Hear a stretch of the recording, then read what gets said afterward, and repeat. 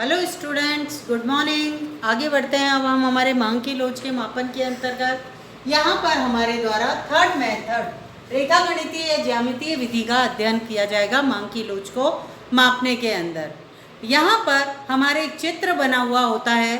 चित्र में एक रेखीय मांग वक्र दिया हुआ होता है। जैसे देखो यहाँ पर एक चित्र बना हुआ है आपके ओ एक्स अक्ष, ओ वाई अक्ष। ओ एक्स अक्ष पर मांग या मात्रा ली गई है वस्तु की, ओ वाई अक्ष पर कीमत ली गई है A B C D E. ये 5 बिंदु मेरे द्वारा लिए गए हैं। इन पांचों बिंदुओं पर मांग की लोच का मापन कैसे किया जाता है ये मैं आपको बताऊंगी। इसका फॉर्मूला होता है ईडी इक्वल टू मांग बिंदु के नीचे का भाग। जिस भी बिंदु पर आपको मांग की लोच का मापन करना है उसके नीचे का भाग डिवाइडेड बिंदु के ऊपर का भाग पर का भाग। बच्चों यहाँ पर समझना, इसको शॉर्ट में हम ये कह सकते हैं ED equal to lower sector. बिंदु के नीचे के भाग को क्या बोल सकते हैं? Lower sector.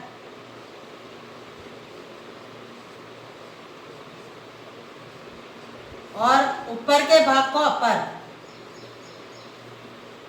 अपर सेक्टर। अब देखो कोई हमसे ये कहता है कि आपको बी बिंदु पर मांग की लोच का अध्ययन करना है। एक चीज और मैं आपको बताती हूँ बच्चों, यहाँ पर 3 पॉइंट करके, जब भी आपके lower sector is greater than upper sector हो तो मांग की लोच इकाई से अधिक पाई जाती है। क्या पाई जाती है? मांग की लोच इकाई से अधिक कब होगी? जब lower sector is greater than upper sector हो। When lower sector equal to upper sector, वहां पर ईडी इक्वल टू 1 पाई जाती है। और तीसरे पॉइंट के अंतर्गत when lower sector is less than upper sector हो तो ईडी इज लेस देन 1 की कंडीशन पाई जाती है। आपको ये तीनों चीजें रटनी पड़ेगी, समझनी पड़ेगी, फॉर्मूला याद करना पड़ेगा। फिर आपको जिस भी बिंदु पर मांग की लोच दी जाए उसको आप ज्ञात आसानी से कर सकते हैं। जैसे मैंने कहा बी बिंदु पर मांग की लोच ज्ञात कीजिए। ED equal to question mark मेरे से कहा बी बिंदु पर। इस बी बिंदु पर लोअर सेक्टर के अंतर्गत बी से लेकर ई तक का बिंदु है, तो मैंने फॉर्मूले में क्या लिख दिया? ED equal to BE. और अपर सेक्टर की जगह मैंने क्या लिख दिया? A B. कौन सा पोर्शन बड़ा है, बीई या ए बी? बीई, जो क्या है? Lower sector, greater than upper A B,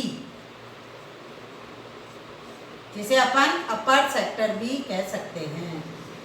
और जब भी lower sector is greater than upper sector होता है, मांग की लोच कैसी होती है?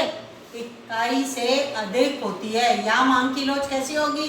Greater than 1। या मांग की लोच लोअर सेक्टर सी से लेकर ई तक और अपर सेक्टर ए से लेकर सी तक, यहाँ मांग की लोच क्या होगी? ED equal to 1।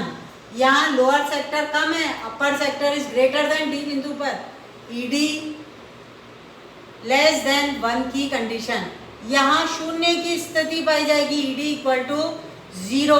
और यहाँ ईडी इक्वल टू अनंत की स्थिति पाई जाती है। इन पांचों बिंदुओं पर आपने मांग की लोच का मापन इस सूत्र की सहायता से और इन 3 पॉइंटों के आधार पर आपके द्वारा किया गया है। बच्चों ये आपको रटने पड़ेंगे इन विधियों को। क्वेश्चन कैसा भी पूछा जा सकता है आपसे। आज के लिए इतना ही। Thank you.